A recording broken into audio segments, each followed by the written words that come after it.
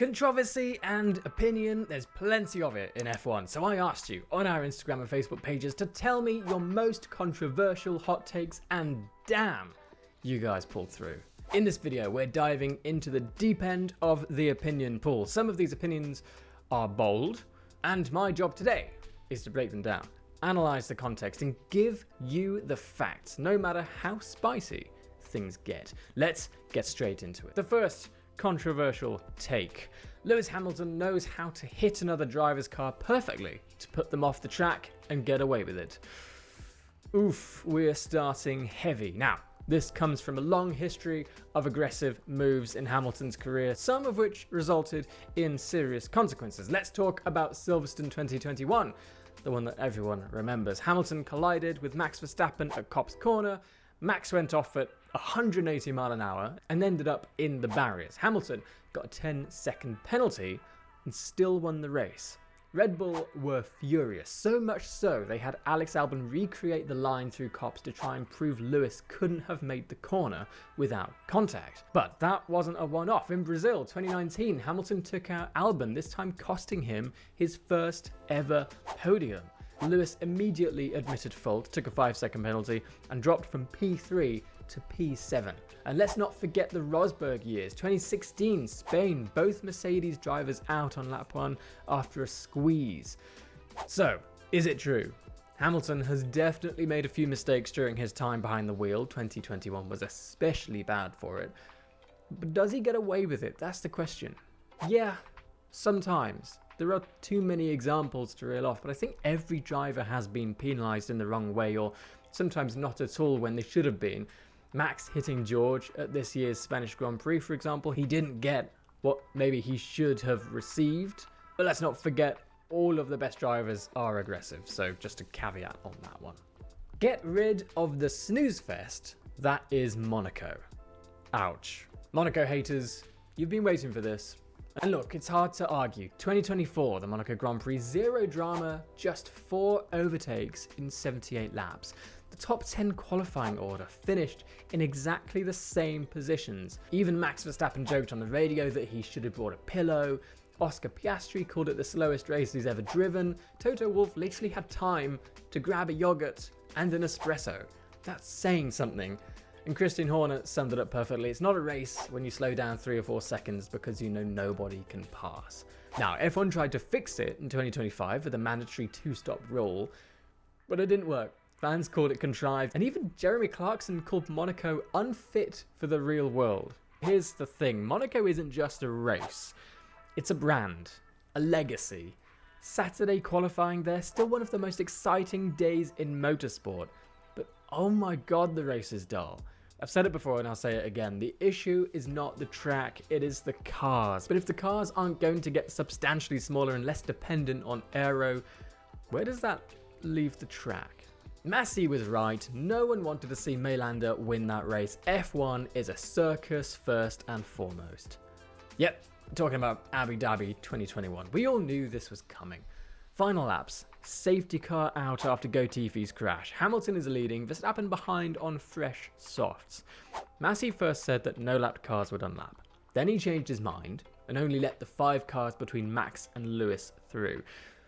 This wasn't by the book. The rules say all lapped cars must unlap, and even then the race should have restarted 1 lap later, not immediately.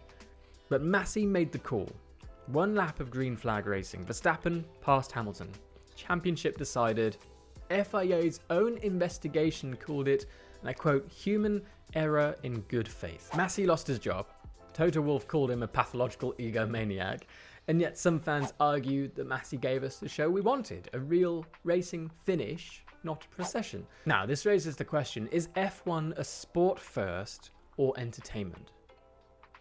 In my opinion, it has to be a bit of both, doesn't it? The rules were broken by Masi, yes. But how boring would it have been if the last race of one of the most exciting seasons ended under safety car? I get what Masi was trying to do. I'm totally torn on this one. I'm going to need your help in the comments. Should the rules always come first, or does the show matter more? It's the rules, isn't it? They need to come first, and I'm going to get hate for that, but I think I would do whatever side of the fence I ended up on. Hamilton can't win a thing without a clearly dominant car. Let's start by looking at the numbers. From 2014 to 2020, Mercedes were unstoppable. 8 constructors' titles. The W11 in 2020, statistically one of the most dominant cars in F1 history. 13 wins in 17 races.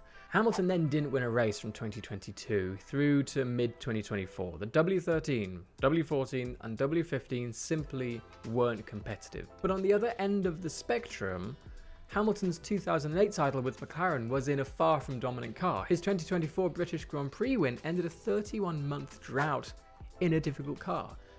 He's known for extracting performance others can't, especially in tricky conditions like rain or changing strategies, and that's purely down to really the experience he has in F1. The thing is, this is the same thing with plenty of other F1 drivers. Lando and Oscar were nowhere in 2023. Now they have a car worthy of their driving, they're in title contention. And that is just kind of how the sport works. To win a championship, the stars need to align. You have to be the best driver in the best car, and you also have to have a bit of luck on your side as well. Look at Fernando Alonso. He didn't lose it overnight.